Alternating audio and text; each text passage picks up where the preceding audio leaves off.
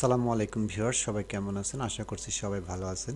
স্বাস্থ্য ও পরিবার কল্যাণ মন্ত্রণালয়ে ন্যাশনাল ইলেকট্রোমেডিক্যাল ইকুইপমেন্টে নতুন আরও একটি নিয়োগ বিজ্ঞপ্তি প্রকাশিত হয়েছে, যেখানে বাংলাদেশের সকল জেলার নারী এবং পুরুষ উভয় প্রার্থী আবেদন করতে পারবেন। তো এইখানে ১ নম্বরে আছে সিনিয়র টেকনিশিয়াল, পদের সংখ্যা ১ জন।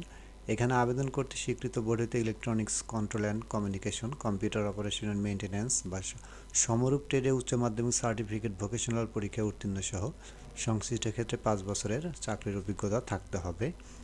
২ নম্বর আছে সিনিয়র টেকনিশিয়াল, পদের সংখ্যা ২টি। এখানে স্বীকৃত বোর্ড হইতে রেফ্রিজারেশন অ্যান্ড এয়ার কন্ডিশনিংয়ে সমরূপ ট্রেডে উচ্চ মাধ্যমিক সার্টিফিকেট, পরীক্ষায় উত্তীর্ণ সহ সংশ্লিষ্ট ট্রেডে ৫ বছরের অভিজ্ঞতা থাকতে হবে। ৩ নম্বর আছে সিনিয়র টেকনিশিয়াল, পদের সংখ্যা ১ জন। এইখানে স্বীকৃত বোর্ড হইতে মেশিন টুলস অপারেশনে, মেইনটেন্যান্স বা সমরূপ ট্রেডে উচ্চ মাধ্যমিক সার্টিফিকেট এবং ৫ বছরের চাকরির অভিজ্ঞতা। ৪ নম্বর আছে সিনিয়র টেকনিশিয়াল, পদের সংখ্যা ১ জন। এখানে স্বীকৃত বোর্ড হইতে ওয়েল্ডিং অ্যান্ড ফেব্রিকেশনে বা সমরূপ সার্টিফিকেটে কিন্তু এখানে সমরূপ সার্টিফিকেটে উচ্চ মাধ্যমিক পাস হতে হবে এবং ৫ বছরের অভিজ্ঞতা থাকতে হবে। ৫ নম্বর আছে সিনিয়র টেকনিশিয়াল, পদের সংখ্যা ১ জন।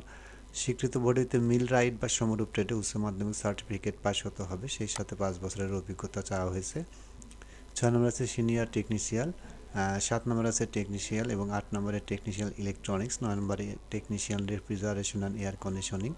সর্বশেষে যেটা আছে এইখানে সেটা হচ্ছে জুনিয়র মেকানিক্যাল, পদের সংখ্যা ৭৬টি।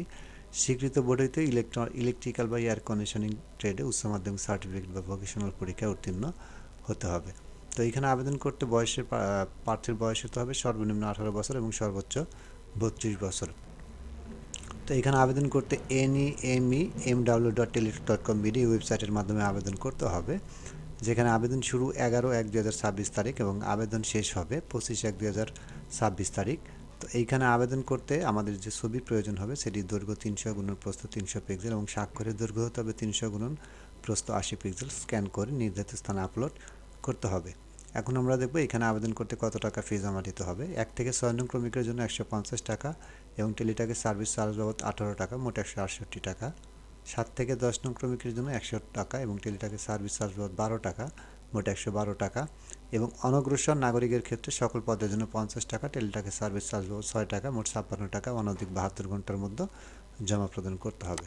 তো এই ছিল বন্ধুরা আজকে স্বাস্থ্য পরিবার কল্যাণ মন্ত্রণালয় ন্যাশনাল ইলেকট্রোমেডিক্যাল ইকুইপমেন্টে প্রকাশিত নিয়োগ বিজ্ঞপ্তির বিস্তারিত। আজকের মতো এ পর্যন্তই। সবাই ভালো থাকবেন। আল্লাহ হাফেজ।